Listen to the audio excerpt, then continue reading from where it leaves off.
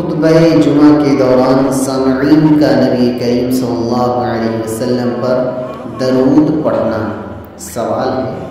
خطبہ جمعہ میں جب نبی کریم صلی اللہ علیہ وسلم کا نام آتا ہے تو کیا جواب میں صلی اللہ علیہ وسلم پڑھنا چاہیے؟ یہ سوال۔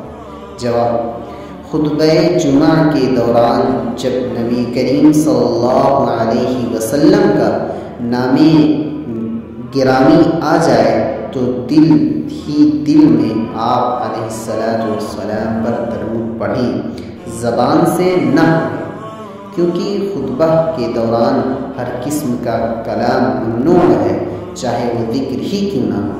فقط اللہ اعلم۔